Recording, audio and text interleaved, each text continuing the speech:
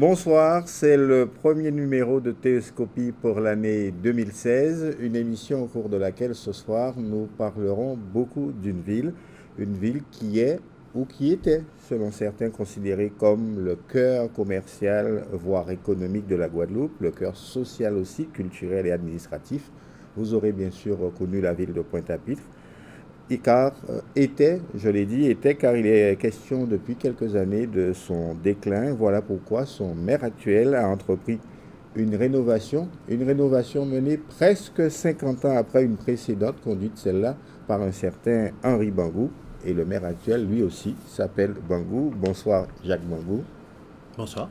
Qu'est-ce que l'on peut d'abord vous souhaiter pour cette nouvelle année? Quand je dis vous, oui, la personne bien sûr, mais le maire escalité, si je puis dire. J'ai bien compris que ce que vous souhaitez, c'est quels sont les vœux que je formule pour la population que je représente, les Pointois et au-delà pour les Guadeloupéens.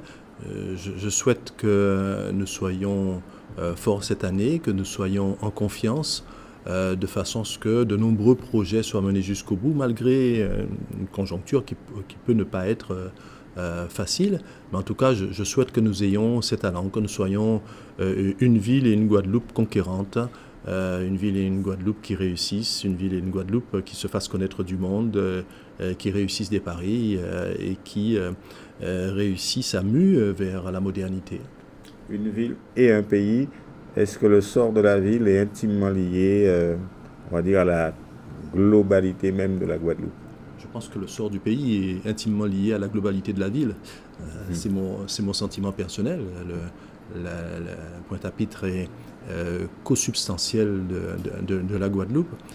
Pointe-à-Pitre a une place très particulière parce que c'est une ville constituée, après toutes les autres, qui est gagné sur la mangrove, qui est sur un tout petit territoire. C'est le plus petit territoire urbain de France, 1/4 de kilomètre carré.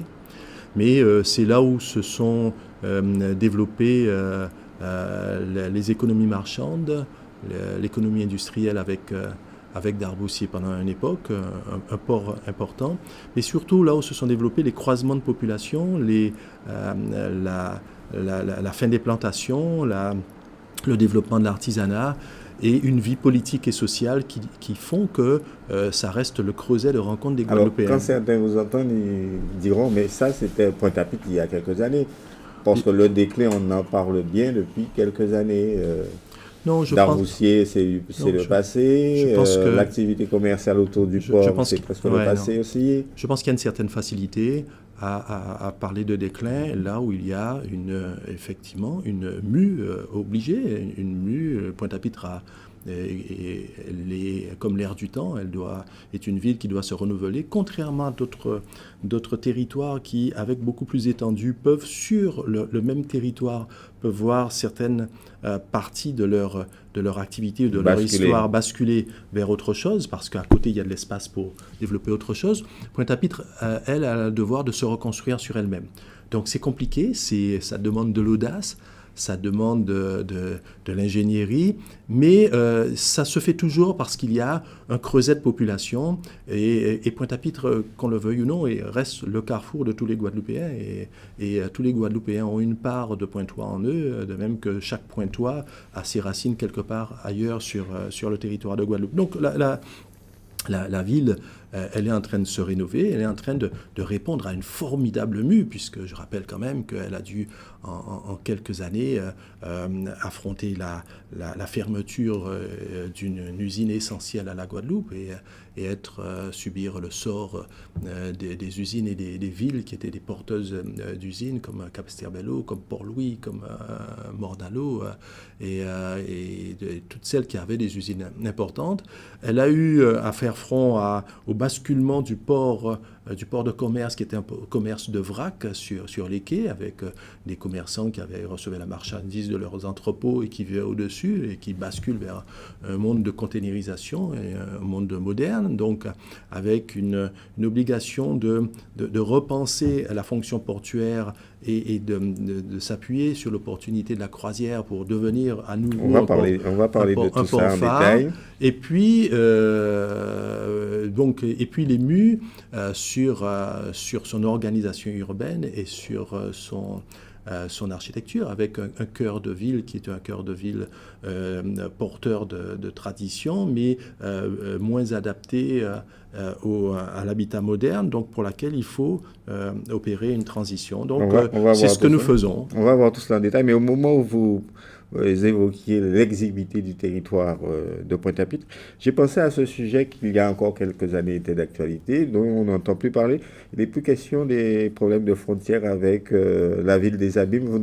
Pointe-à-Pitre n'a plus l'intention de demander la cession d'une partie du territoire abîmien. Non, mais dit comme ça, c'est une inexactitude,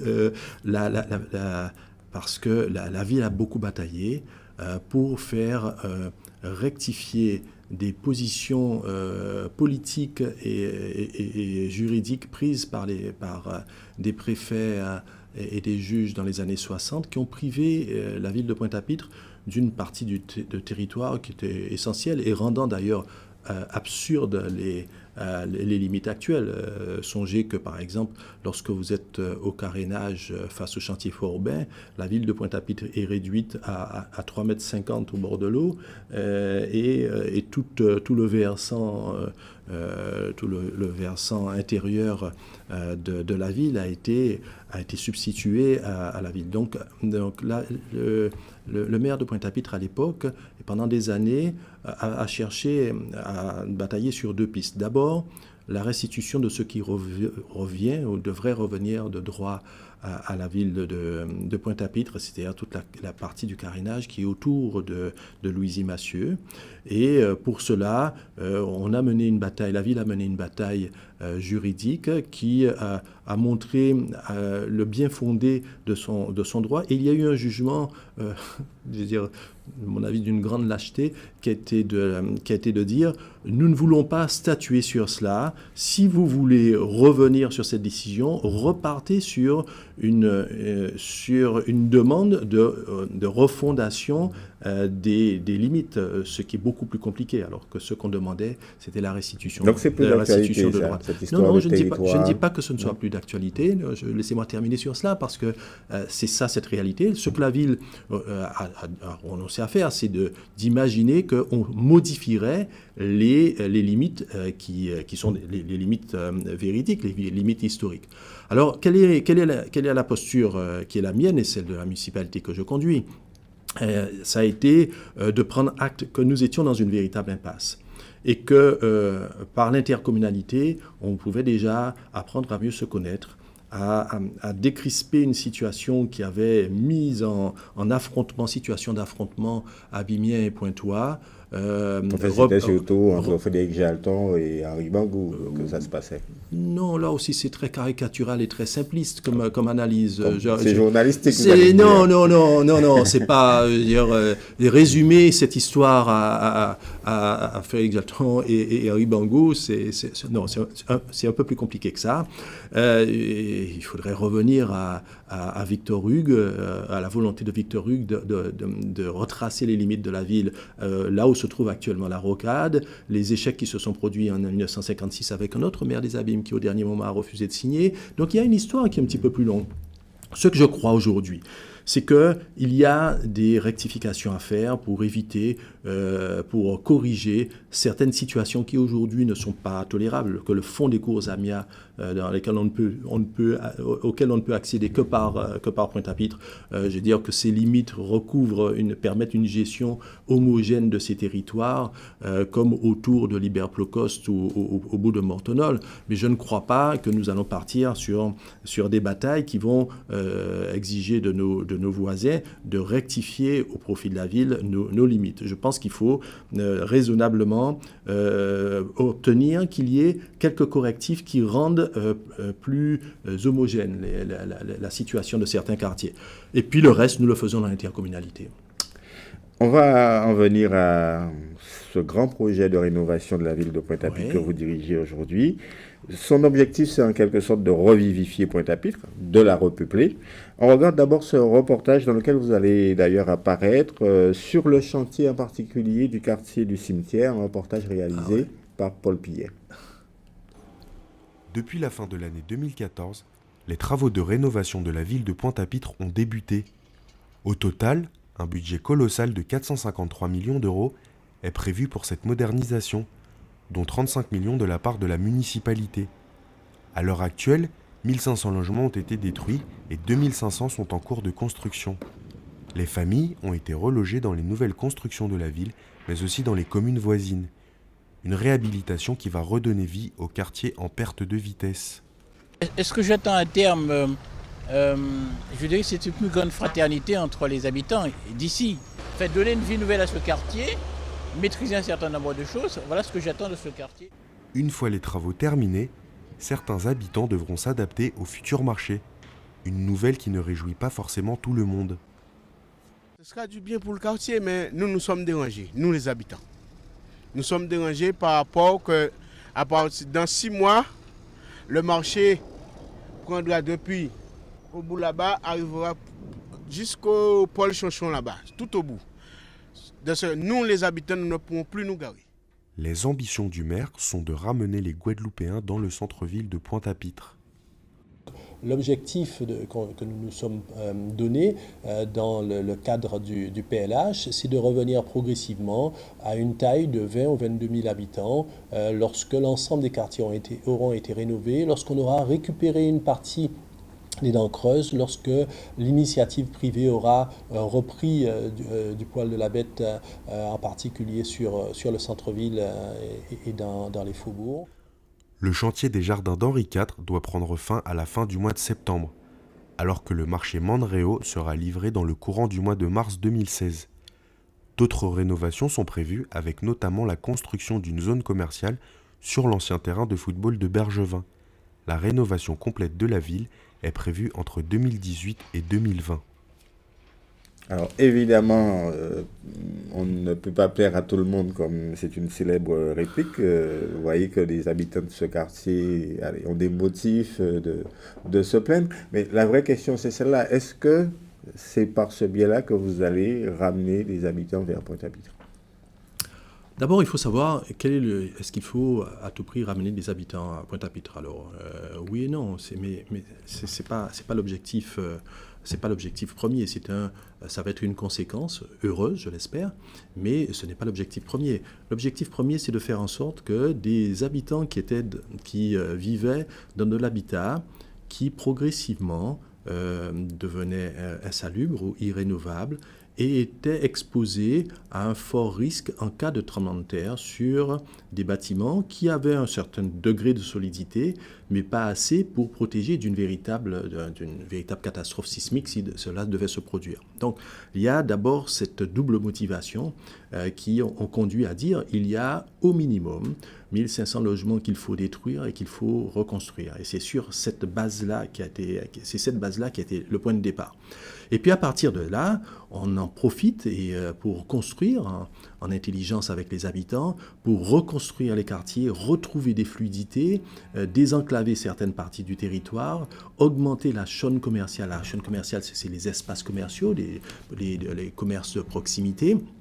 Faire en sorte qu'il y ait encore plus de zones de sport, de zones de culture et de zones associatives, de façon à ce qu'on vive mieux ensemble. Alors, c'est vrai que cette opération conduit à dépeupler partiellement la ville pendant la phase où on met on peut moins de temps à vider une tour, par exemple, comme les tours au Gabar, de ses habitants pour préparer sa démolition, que de construire autant de logements où on va remettre des habitants. Donc, nous avons conscience que nous perdons pendant ce laps de temps une partie des habitants, mais au terme de ce processus, et c'est ce que je disais dans le reportage que vous avez fait, nous espérons récupérer une partie de ces habitants, redensifier la ville, mais cela ne pourra pas se faire au-delà d'un certain volume, parce que fondamentalement, ce qui fait la diminution de population sur une ville comme Pointe-à-Pitre, mais sur des territoires plus étendus, comme ceux de l'agglomération, c'est le fait qu'il y a une dédensification des familles. Là où vous aviez dans une famille, dans un appartement, 4-5 personnes, aujourd'hui, il y a 2,3 personnes.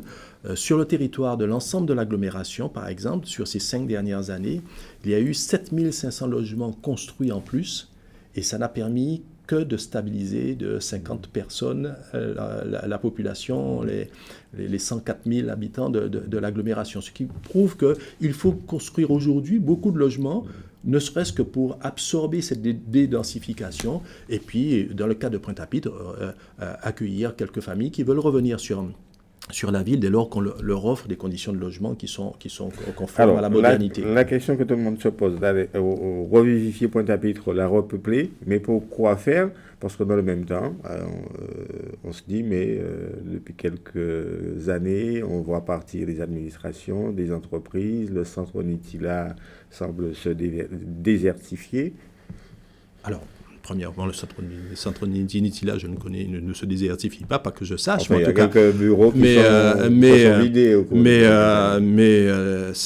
Il y a là encore, il y a des mouvements. Vous ne voyez que ceux qui partent, vous ne voyez pas ceux qui rentrent comme administration. Et puis, là aussi, c'est un mouvement. La ville est obligée de se reconstruire. Aujourd'hui, on voit bien les administrations qui disent, moi, mes exigences aujourd'hui, c'est d'avoir pour mes cadres des places réservées avec des codes barres et des places avec mon nom pour tous mes cadres. Et là, je ne peux pas avoir ça en centre-ville, je ne peux pas partager du stationnement avec le centre-ville, je ne veux pas être en confrontation directe avec quelquefois une population qui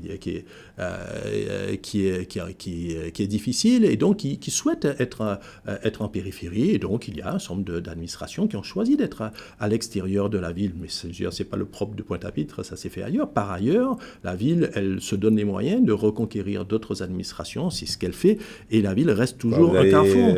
Diminuer les impôts, vous allez rendre plus attractive. C'est pas l'impôt qui est la question de l'administration. La question de l'administration, c'est est-ce qu'elle a aujourd'hui les espaces pour pouvoir mettre ses agents dans des conditions de protection des normes sismiques. Donc, est-ce qu'on peut construire sur place, reconsolider ou démolir et reconstruire? On est au cœur de ce processus, qui est le même processus pour les administrations que pour les écoles, Et puis, laissez-moi vous dire une chose. Là, vous dites, pour faire quoi? La ville a une fonction de ville. Et cette fonction-là, il n'y a pas d'autres qui le font à sa place. C'est-à-dire la fonction de se rencontrer, la fonction de marcher, la fonction de se voir, la fonction de s'exprimer sur le plan culturel, social, politique, de se rencontrer sur les places. C'est ça la fonction de ville. Non, c'est cette fonction que la ville de Pointe-à-Pitre continuera d'avoir ou va développer. Alors, Pointe-à-Pitre est surtout connu pour une fonction, et vous avez une catégorie de votre population qui se plaint de tout. Vous étiez au cœur de l'actualité encore une fois cette semaine pour quelque chose qui pourrait paraître dérisoire, une question de parking mis à la disposition des commerçants et qui ne souhaitent pas l'utiliser ou qui considèrent qu'il y a trop de difficultés à l'utiliser. Oui, alors je suis très content qu'on vienne sur cette question parce que ça fait effectivement la une de l'actualité et contrairement une, pas vraiment. En tout cas, ça fait parler de soi effectivement ces derniers jours, alors que paradoxalement, c'est un moment où me semble-t-il, en tout cas l'analyse que j'en fais, c'est que se dénoue une situation de crispation qu'il y avait entre une partie des commerçants et la municipalité. Au jour d'aujourd'hui, l'activité commerciale l'activité commerciale du centre-ville et de la ville est un moment de mue. Elle continue, cette activité commerciale, de profiter du croisement de population, d'un afflux de population qui continue d'être régulier, mais elle s'est qui vous disent elle s'est appauvrie. Si vous me laissez terminer, elle s'est appauvrie d'une offre qui s'est progressivement moins diversifiée. Et donc aujourd'hui, on a des commerçants qui, après avoir été restés figés dans un mode d'activité, et aujourd'hui très fortement demandeurs de mue, de transformation, de pratiques. Et parmi celles-ci, nous pensons, en tout cas c'est l'analyse que je fais, mais qui est maintenant partagée par nombre de mes interlocuteurs commerçants et de l'association de commerçants avec laquelle nous avons depuis quelques semaines et quelques mois des réunions très régulières qui se font dans un bon état d'esprit. Nous arrivons à la conclusion partagée aujourd'hui que les places de parking qui vont permettre d'augmenter l'attractivité des commerces du centre-ville, ces places de parking, elles ne doivent pas être oblitérées, occupées du matin au soir par ceux qui travaillent dans les commerces. Donc il faut libérer ces places, qui sont nombreuses, mais il faut les libérer et les mettre à l'extérieur. Et c'est pour nous donner les moyens de le faire, nous avons construit un parking de 460 places sur les quais, derrière le hangar numéro 7. Alors, une fois que nous avons construit ces parkings, nous les avons proposés donc aux commerçants en leur disant, c'est pas le client en premier lieu qui devrait être concerné. Celui qui devrait être concerné, celui ou celle qui devrait être concerné, ce sont en priorité ceux qui travaillent et qui déposent leur voiture le matin à 7h, 7h30, qui la reprennent à 17h, 18h.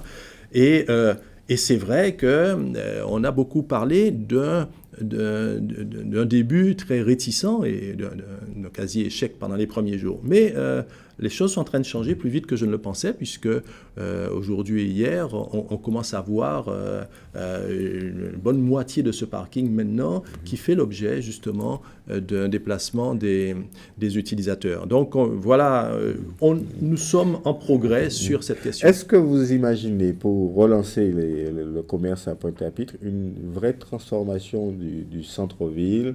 Imaginez par exemple plus de rues piétonnes, j'allais presque dire toutes les rues commerçantes piétonnes. Vous voyez, vous voulez aller plus vite que moi, il faudra expliquer ça aux commerçants. Moi, je commence déjà par dire aux commerçants, évacuons une partie des voitures qui sont sur le centre, et bien entendu, nous allons élargir l'offre piétonne. La ville de demain, ce sera une ville plus piétonne. Je ne dis pas entièrement piétonne, je n'y crois pas, mais je pense beaucoup plus piétonne, avec des élargissements des trottoirs, moins de voitures qui soient stationnées dans le centre, donc un plus grand plaisir à déambuler dans cette ville qui est une belle ville.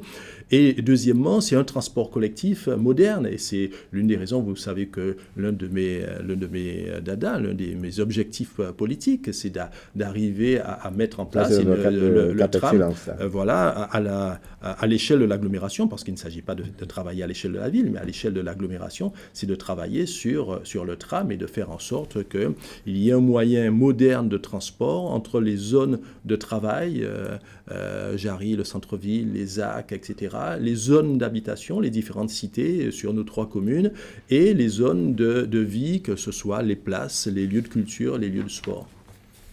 Alors, d'autres actualités ont concerné la ville de Pointe-à-Pitre au cours de ces derniers mois. Ce sont ces fameux incendies à répétition qui ont mis le doigt sur on a parlé beaucoup du centre-ville, le doigt sur un certain nombre de quartiers. Vous avez évoqué celui de Carénage, de la rue Vatable. Vous avez évoqué vous-même l'origine un peu de ces incendies. Sur cette antenne même, qui est la prostitution. Ouais. Que fait concrètement la ville, entre guillemets, à son niveau, bien sûr, avec ses compétences, pour lutter contre ce phénomène, qui gagne jusqu'au cœur même de la ville aujourd'hui? C'est-à-dire la prostitution. Ah, je crois que vous parliez des incendies. Donc, la prostitution, vous savez bien que la lutte contre la prostitution est loin d'une compétence strictement communale, mais vous avez bien raison de dire, à l'échelle de ce que sont les pouvoirs communaux, ce que nous faisons.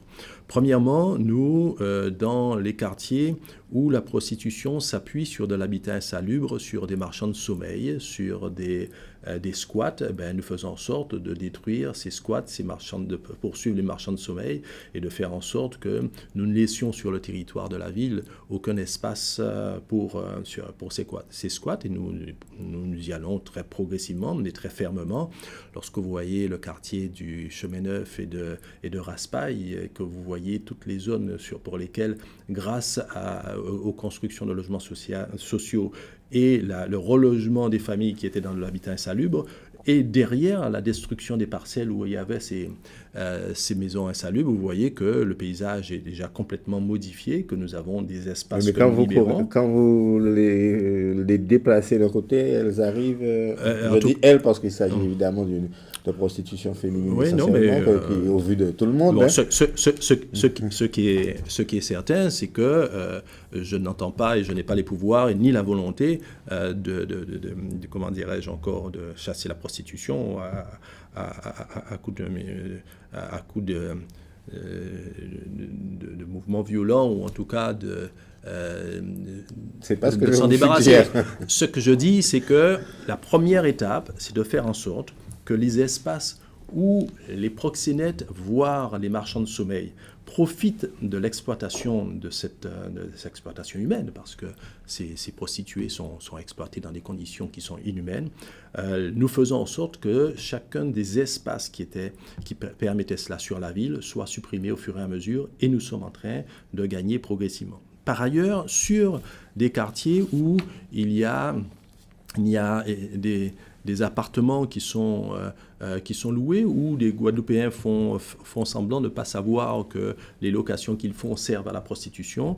Nous discutons avec l'État pour que tous les moyens qui puissent être donnés pour aller titiller, poursuivre ceux qui directement ou indirectement vivent de la prostitution puissent être poursuivis.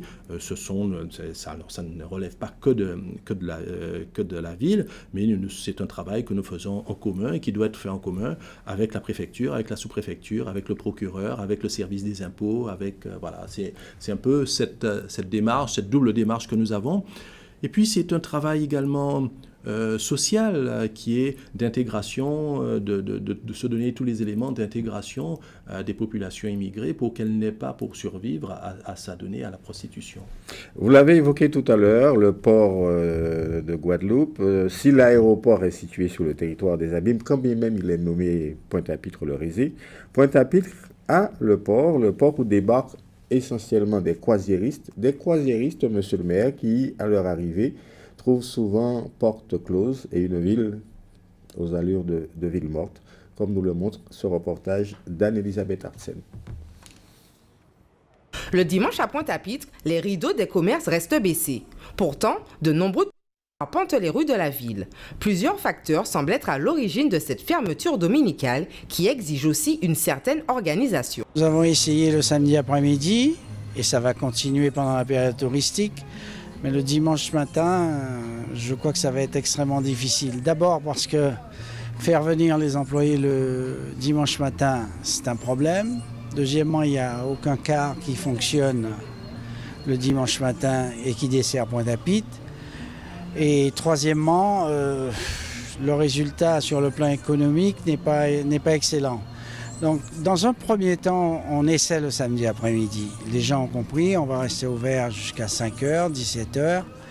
Et le dimanche matin, dans un deuxième temps, on va essayer. On va d'abord, l'année prochaine, essayer d'avoir un contact avec le comité du tourisme parce qu'il faut aussi que, si nous restons ouverts, qu'ils n'envoient pas des cars au pied des bateaux pour les faire monter dans les grandes surfaces. Donc, tout cela, ça doit se discuter. Certains commerçants seraient d'ailleurs prêts à jouer le jeu, mais d'autres, quant à eux, n'envisagent pas vraiment une ouverture dominicale de leur commerce. Souvent, il y a des bateaux au niveau des croisiéristes, tout ça. Mais le problème qui se pose, c'est-à-dire que les gens sortent soit de Miami, comme ça, des Américains, tout ça, et ils trouvent que le dollar est moins cher que l'euro. Alors pourquoi venir acheter ici?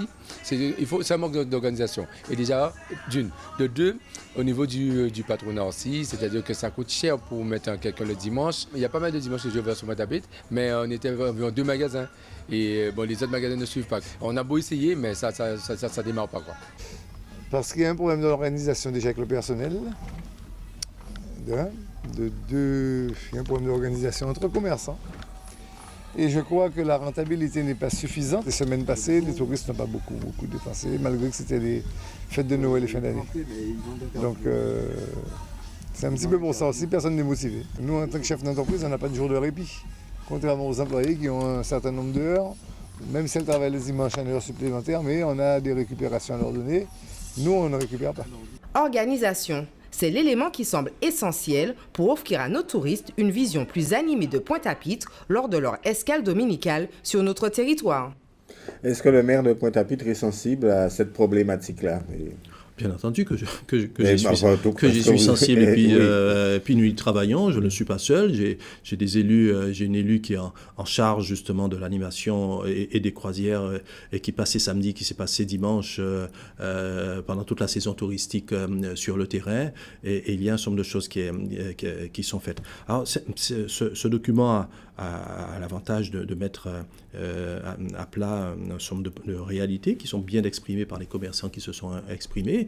D'une part, ce n'est pas parce que vous allez ouvrir un dimanche que ce jour-là, vous allez faire la recette de la semaine et que ça va compenser les frais que vous allez engager parce que vous allez avoir du personnel. Et puis, il n'est pas écrit quelque part qu'on soit obligé d'ouvrir le dimanche. Il y a un débat national qui est fait sur l'ouverture des grandes surfaces le dimanche. Il y a des syndicats qui se battent pour faire en sorte qu'il y ait des espaces. Ça ne concerne pas les zones touristiques. Les zones touristiques, les commerces sont ouverts. Ce qui veut dire qu'il y a un vrai débat entre les travailleurs, entre les entrepreneurs, pour pouvoir savoir ce qu'il en est. Ce qui est certain, c'est que une zone touristique, une ville où chaque entrepreneur est libre de son activité, ce n'est pas une grande surface où vous allez imposer l'ouverture et la fermeture aux uns et aux autres. Donc, ça ne peut se faire que dans un élan. Et chacun est dépendant des autres. Alors, ce que je regrette, c'est que ce reportage ne rend pas hommage et n'apporte pas du baume au cœur à ceux qui ont fait les efforts, en particulier l'Association des commerçants qui a fait un gros travail sur ces trois derniers week-ends. Nous avons reçu plusieurs fois l'Association des commerçants là-dessus. Et en particulier dimanche dernier et le dimanche précédent, il y avait un nombre assez important et assez significatif de commerces qui sont ouverts. Mais c'est un long travail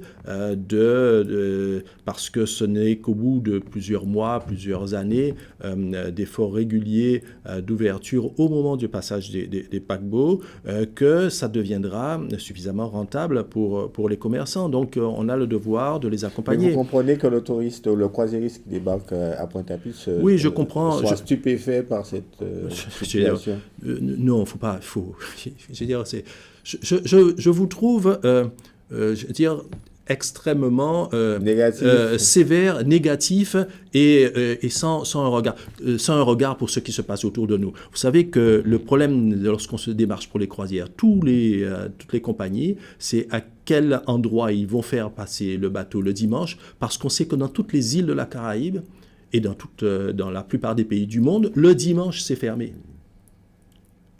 Donc, là, ce qu'on demande aux commerçants pointois, c'est pour les commerces et les bateaux qui arrivent le dimanche, de faire en sorte que du jour au lendemain, ça devienne comme un jour de semaine et permettre qu'on donne une image de semaine alors qu'on est le dimanche et qu'il y a des habitudes. Donc, autant je me bats avec mes collègues et auprès des commerçants pour faire en sorte que nous les accompagnons dans cette démarche. Nous faisons de l'animation pendant toutes les saisons de croisière. Il n'y a pas un dimanche où il n'y a pas des animations qui sont faites autour du marché central pour permettre qu'on accompagne cela. Mais autant, je comprends que c'est une démarche qui est longue, qui n'est pas évidente et pour laquelle il faut une grande solidarité des commerçants entre eux pour donner de l'animation le dimanche. Mais ça ne se décrète pas d'un trait de plume en disant que on va être plus ouvert quand Pointe-à-Pitre n'est pas plus fermé le dimanche lorsqu'il y a des croisières aujourd'hui que quand vous êtes à Antigua, à Sainte-Lucie ou ailleurs. C'est pas ce que nous avons dit, d'une part, et je vous ai laissé aller au bout de vos propos, mais beaucoup de Guadeloupéens qui voyagent savent que quand ils vont à Sainte-Lucie ou à la Dominique... Le dimanche matin pas forcément le dimanche matin. Nous parlons du dimanche matin. Nous parlons du dimanche matin. Vous êtes encore bouté sur le dimanche. Il était question là de week-end, de dimanche, de jour férié. Je parle effectivement de dimanche et de jour férié.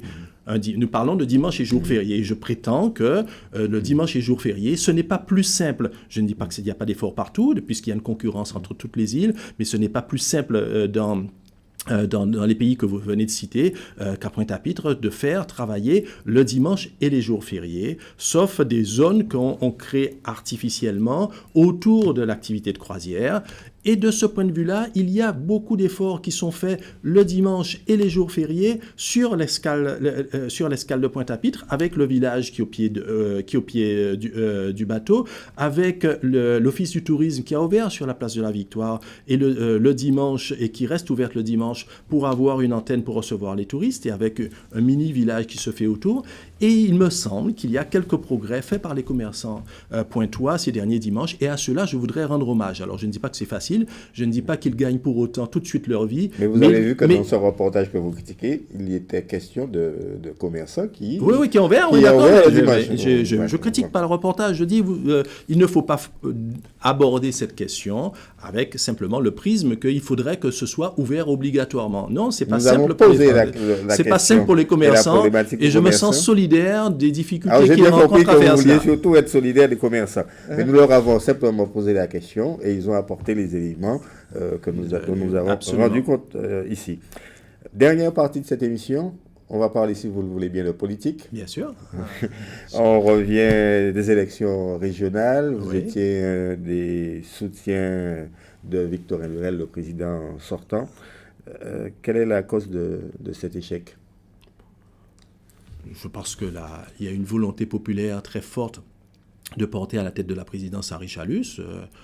J'en prends acte. Que vous expliquez par quel ressort? Je pense qu'il y a deux mécanismes inverses. D'une part, une vraie popularité d'Harry Chalus, et deuxièmement, un souci, même si on peut le juger injuste, de sanctions de Victorin Lurel, pour lesquelles la population a peut-être sanctionné, soit quelques attitudes, soit quelques manières d'être qui ont pu faire penser qu'il y avait une déconnexion avec le soutien populaire. Je pense que c'est deux phénomènes qui se sont entrecroisés et qui expliquent cette nette victoire, cette volonté de changement exprimée par les Guadeloupéens. Et même sur votre territoire de la ville de Pointe-à-Pitre, vous avez analysé les résultats comme cela, uniquement popularité de Harry Chalus et envie de changement. Si l'idée qui sous-tend votre question est de dire que partout où les maires ont été battus, c'est parce que les politiques communales que nous portons auraient été... je n'ai pas dit ça, mais c'est vous-même Non, mais je vais jusqu'au bout, parce que je préfère que les choses soient dites plutôt qu'elles soient sous-entendues.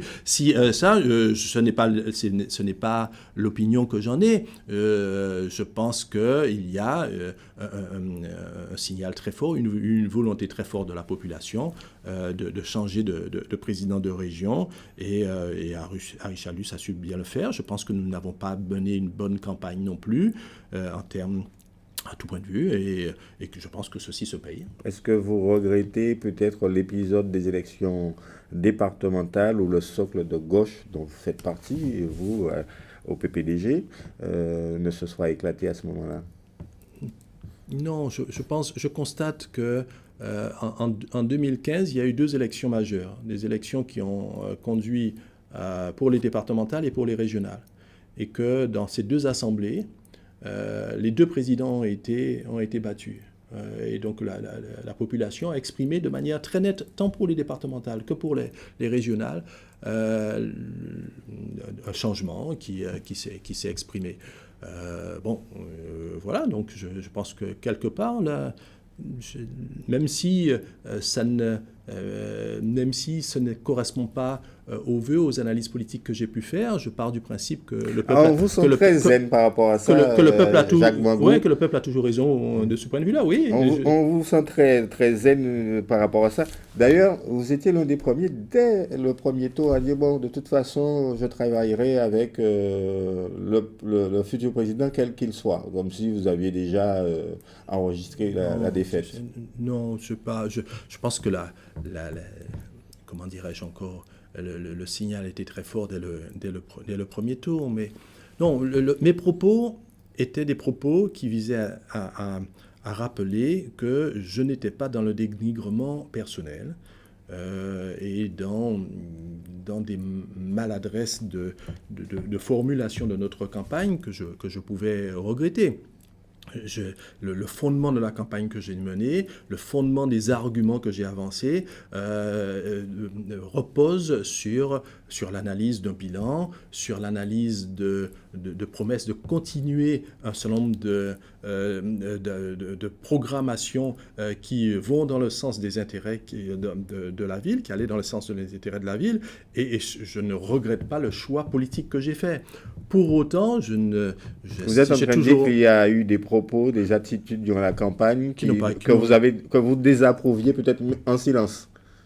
Donc, je pense que je suis responsable, je suis co-responsable d'une bataille que nous avons menée ensemble, que nous avons perdue ensemble et que nous avons probablement mal menée. Et je ne vais pas m'abstraire de cette critique et de cette responsabilité. Pour autant, c'est une réalité. Voilà, donc, mais je ne suis pas... J'ai pas de position de personne, j'ai des positions politiques de principe.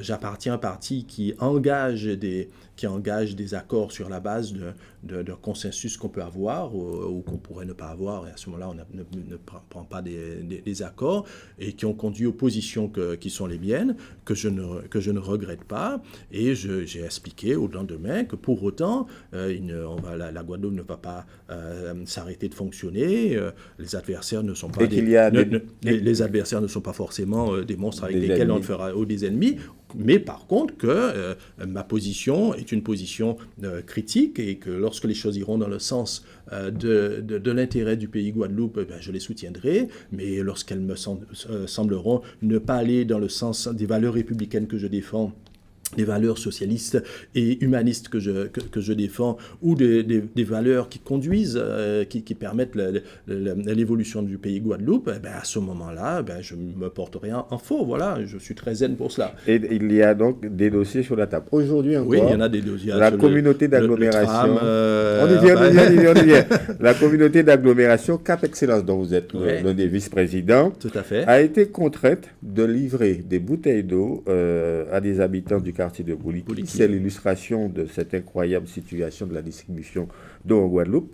Alors, est-ce qu'une autorité unique, gestionnaire à la fois de la production et de la distribution d'eau, est la solution miracle? Apparemment, l'immense majorité des politiques semblent le croire. C'était le cas mercredi au siège du SIAG, où les élus ont appelé le préfet à prendre ce fameux arrêté en ce sens. Reportage. Les collectivités ont jusqu'au 14 janvier 2016 pour se prononcer sur leur adhésion.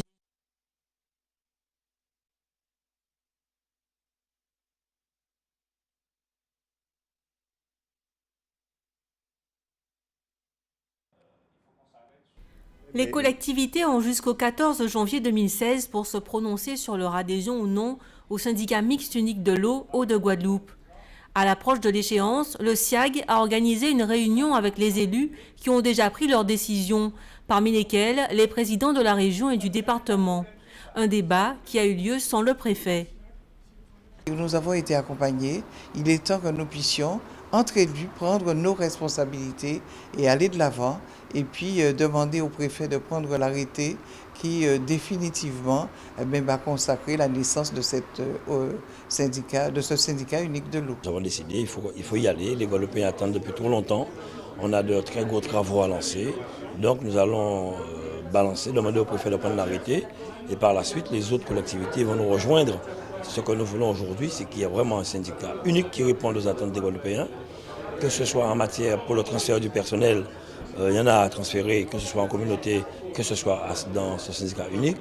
Et par la suite, faire un état pour savoir comment commencer les très gros travaux qui méritent d'être faits sur la Guadeloupe pour qu'à l'avenir, que chaque Guadeloupéen puisse avoir de l'eau dans leur robinet. Un comité de pilotage sera mis en place. Ce matin, le nom de Laurent Bernier était sur toutes les lèvres comme futur président. Et cette réunion-là a laissé penser que nous étions sur le bon chemin et avec la bonne vitesse, c'est-à-dire une création dans les jours qui viennent, dans les semaines qui viennent. Et donc nous avons une ambition commune, celle non pas de redorer le blason des élus, qui est largement entaché depuis beaucoup d'années, mais de faire ce que nous avons dit, mettre en œuvre un véritable programme de gros investissements au service d'un service public qui est largement en difficulté. Eau de Guadeloupe devrait remplacer l'actuel SIAG au fur et à mesure. Une avancée dans la gouvernance de l'eau qui devrait faciliter la réalisation des nombreux travaux pour la réhabilitation du réseau. Mais il reste encore du chemin à faire pour régler définitivement le problème de l'eau en Guadeloupe. Alors, quasi unanimité, mais on doit le préciser, peut-être moins une voix, celle de la communauté du Sud-Bastère. Communauté du Sud-Bastère que préside donc Mme Lucette Michel-Jory. C'est la solution, l'autorité unique de gestion et de distribution de l'eau? Écoutez, je pense qu'il faut essayer de partir de points de vue de base. D'abord, le droit à l'alimentation en une eau courante, mais une eau de qualité, c'est un droit qui est opposable et on doit tout faire pour que, sur tout le territoire, il puisse y avoir cette distribution de l'eau. La production de l'eau, les pouvoirs publics ont le devoir de prendre à leur charge la sauvegarde, la protection et l'exploitation de la ressource. Parce que la ressource, elle vous appartient à vous, à moi, à tous les Guadeloupéens qui sont sur territoire. Donc il était nécessaire, et tout le monde est d'accord, pour qu'il y ait une unité de production de l'eau qui remplisse ces conditions. Et puis derrière, il y a, et c'est ce qui est proposé de manière assez intelligente par ces accords, il y a un choix à la carte pour les différentes collectivités.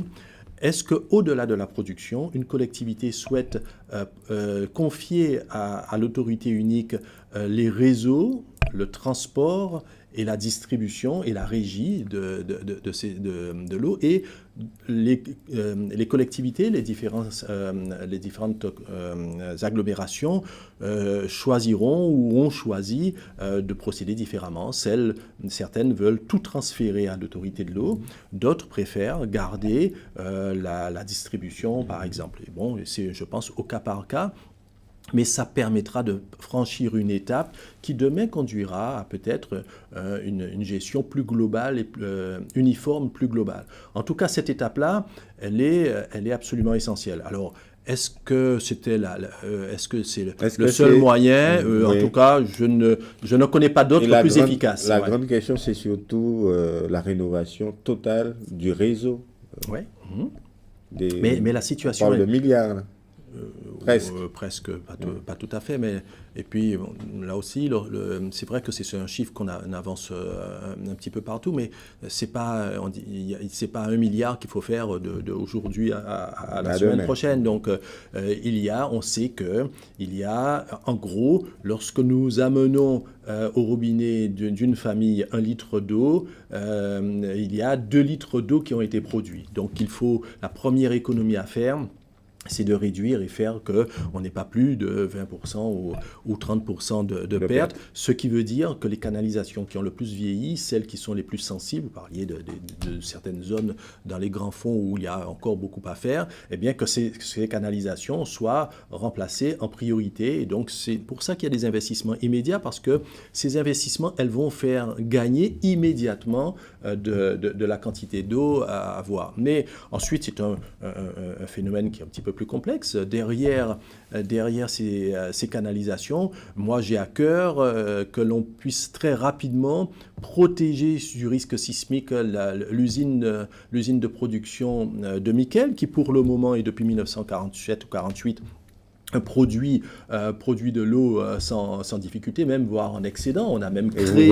Vous vendez d'ailleurs... On en vend d'ailleurs en dehors, nous en vendons une partie de cette eau au SIAG.